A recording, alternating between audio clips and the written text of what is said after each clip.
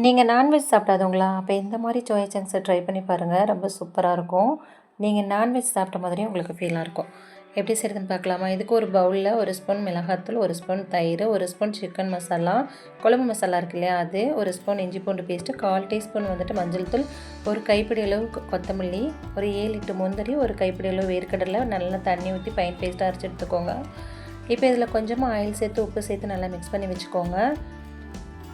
இப்போ அரைச்ச முந்திரி வேர்க்கடலை இருக்கு இல்லையா, அந்த பேஸ்ட்டை இதில் சேர்த்து நல்லா மிக்ஸ் பண்ணிக்கோங்க. இதுக்கு இடையில வந்துட்டு சின்ன சோயா சங்க்ஸ் தான் நான் எடுத்திருக்கேன். பெருசை விட சின்னது ரொம்ப டேஸ்ட்டாக இருக்கும். அதை நல்லா பாயில் பண்ணிவிட்டு கை பொறுக்கிற அளவுக்கு பச்சை தண்ணி ஊற்றி நல்லா புழிஞ்சு எடுத்துக்கோங்க.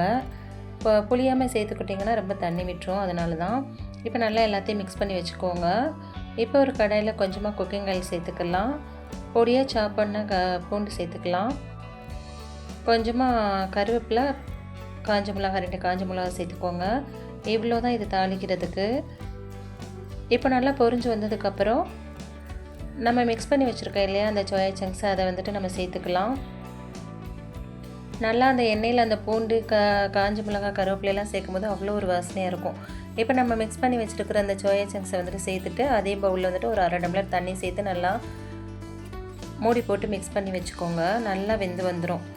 இவ்வளோ தண்ணி ஊற்றினா போதும், நிறைய தண்ணி ஊற்றிடாதீங்க. ரொம்ப குயிக்காக செஞ்சிடலாம். சப்பாத்திக்கு ரொம்ப அல்டிமேட்டாக இருக்கும். என் ஹஸ்பண்டுக்கு ரொம்ப பிடிக்கும் சோயா சங்க்ஸ்னால். ரொம்ப நாளாக கேட்டுக்கிட்டே இருந்தாங்க, சோயா சங்க்ஸ் பண்ணி தரியா, சோயா சங்க்ஸ் பண்ணி தரியான்னு. சரி இன்றைக்கி பண்ணிடலாம் அப்படின்னு சொல்லிட்டு தான் நான் பண்ணியிருந்தேன். உங்களுக்குமே இந்த ரெசிபியை ஷேர் பண்ணியிருக்கேன். இப்போ இதை நீங்கள் இப்படியே கூட சாப்பிட்லாம். நான் இது இன்னும் டேஸ்ட்டாக இருக்கிறதுக்காக இன்னொரு கடாயில் கொஞ்சமாக ஆயில் சேர்த்துட்டு 2 வெங்காயம், பெரிய வெங்காயம் சேர்த்துக்கிறேன். சேர்த்து கொஞ்சமாக கருவேப்பிலை, காஞ்ச மிளகாய் சேர்த்து ஒரு கண்ணாடி பத அளவுக்கு வதங்கினா போதும், ரொம்பலாம் வதங்க வேண்டியதில்லை. இப்போ ரெடி பண்ணி வச்சுருக்கிற சோயா சங்க்ஸை இதில் மிக்ஸ் பண்ணி விட்டுக்கலாம். ஒரு 2 நிமிஷத்துக்கு நல்லா மிக்ஸ் பண்ணி விட்டுக்கோங்க. மிக்ஸ் பண்ணிவிட்டு லாஸ்ட்டாக வந்துட்டு பெப்பர் சேர்த்துக்கோங்க. நீங்கள் எந்த மாதிரி சோயா சங்க்ஸ் பண்ணுவீங்க அப்படிங்கிறத என் கூட கமெண்ட்டில் சொல்லுங்கள். கண்டிப்பாக நானும் அந்த மாதிரி ட்ரை பண்ணி பார்க்குறேன். ரொம்ப சூப்பராக இருக்கும். சப்பாத்திக்கு நீங்கள் ரைஸ்க்கு கூட வச்சு சாப்பிட்லாம். அப்படியே நான்வெஜ் டேஸ்ட் மாதிரியே இருந்துச்சு. என் ஹஸ்பண்டு சாப்பிட்டு ரொம்ப சூப்பராக இருக்குது அப்படின்னு சொல்லியிருந்தாங்க. Thanks for watching.